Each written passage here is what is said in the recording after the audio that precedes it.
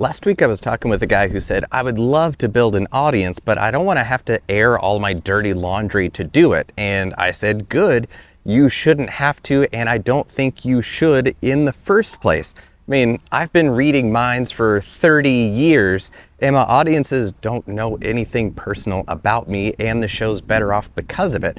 So I want to help you understand that to build a personal brand, you don't need to get personal about what it is that you talk about. So let's get into that. Now, that objection feels true because a lot of the examples you have to pull from are confessional in nature. A lot of the people who have the biggest audiences are the most transparent about their personal issues. So a lot of the examples you see are people who are getting rewarded for doing the very thing that you don't want to do. And that's kind of a bummer. On top of that, every coach is telling you to be more vulnerable, to share more of your struggle, and to bleed on the page, and that's the only way to build an audience. So somebody smart like you, who is doing something serious like you are, does the math and then concludes, you know what, this is not worth it, and I do not blame you for wanting to get out of or never starting that kind of audience building in the first place, and I think you're on the right track. So trust comes from what you can do for somebody. Your experience, the struggles you've been through, at best is evidence that you can accomplish what it is that you say that you can accomplish. And confessions are a shortcut to sympathy, not authority.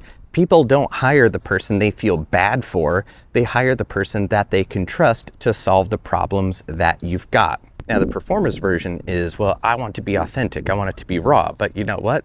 The authentic version of you is scared and terrified of being in front of an audience like that. The real you is the one that you can put across to communicate how you could solve their problem. So weirdly, the more real you is the one that can calm down and present your argument in a reasonable, convincing, persuasive way, which is a completely unnatural situation if you can do that in front of a room full of people, because yeah, public speaking is terrifying. That's the natural way to react, is to freak out and just say no thank you. So the unnatural is the more real version of building your brand, which is to talk about the problems that you can solve. Now here's the distinction that should bring it all together, because the same story can do two different jobs. The first question, or the first job, is this in service of my client or customer or person that I can help? Or is this in service of me to get sympathy or accolades or moral support or that kind of thing? And the question that can help you decide which one of those this is, if I share this story, at the end of it, will it empower my client, my audience, to solve some kind of problem, or will it do something for me to make me feel better? And only one of those is a way that I want you building an audience. Now there's that one question, but there are also three filters that you should think about when deciding whether or not to share some kind of personal story or thing you've been through. And the first one is, does the point survive without this story?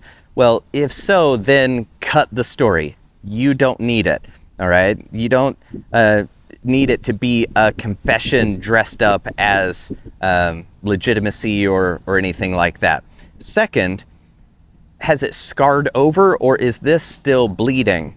Because if you are right in the middle of something challenging like that, then it would be best to not talk about it. I mean, even just purely from a legal standpoint, you might say something, you might incriminate yourself in a way that you wish you didn't if you were still right in the middle of this high emotional amplitude situation or dynamic.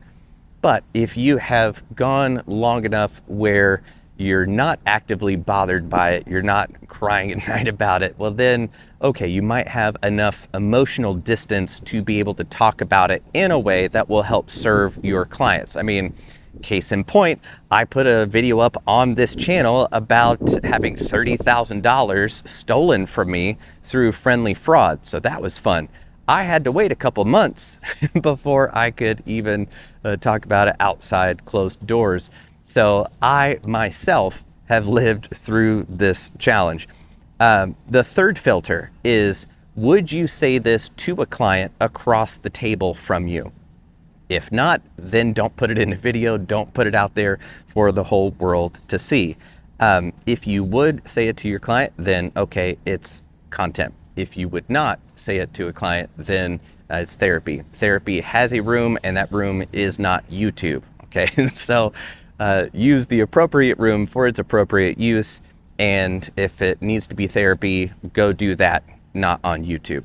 But Jonathan, I hear you say, if I don't talk about my personal life, what else do I have to talk about? Well, I made a whole list, and I wanted to read it so that I get it right, because there is a whole catalog of stuff that you could talk about, which is, let's see, what you know, what you've watched go wrong 1,000 times already, stuff that clients do over and over again that you wish they didn't. Put that in a video. That's an infinite well of content ideas.